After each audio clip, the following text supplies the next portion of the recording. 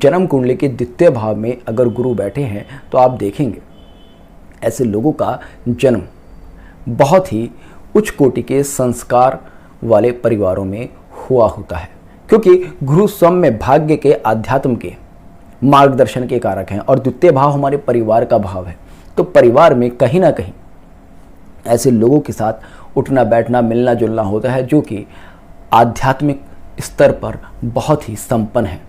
ऐसे लोगों के परिवार में कहीं ना कहीं साधुओं का आना जाना होता रहता है। अगर किसी वजह से द्वितीय भाव से गुरु के साथ साथ केतु का भी संबंध बन जाए तो ऐसे में व्यक्ति बहुत ही उच्च कोटि के संस्कारवार परिवार में जन्म लिया होता है। और जातक की वाणी भी इस चीज़ को पुष्ट करती है कि जातक के परिवार का कितना अच्छा स्टेटस है।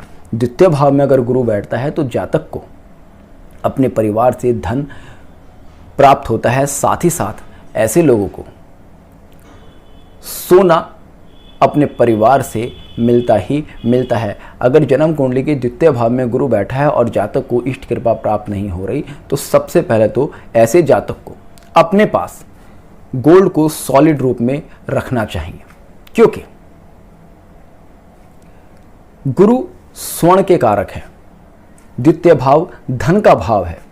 धन के रूप में अगर आप सोने को सॉलिड रूप में रखेंगे, ज्वेलरी के रूप में नहीं, सॉलिड रूप में, जैसे कि आप गोल्ड का कोई कॉइन ले लीजिएगा या फिर ठोस सोने का 24 कैरेट का जो ठोस सोना आता है उसका टुकड़ा ले लीजिएगा, वो आप अपने साथ अपने परिवार में अपने कैश बॉक्स में रखेंगे तो वहाँ पर धन संबंधी मामलों में तो आपको इष्ट कृपा प्राप्त होनी शुरू हो जाएगी। साथ ही साथ ऐसे लोगों को फाइनेंस से रिलेटेड साहित्य का अध्ययन करना चाहिए या फिर धन का संचय कैसे करें, धन का मैनेजमेंट कैसे करें, इस तरह से जो पुस्तकें हैं वो पुस्तकों को पढ़ना चाहिए।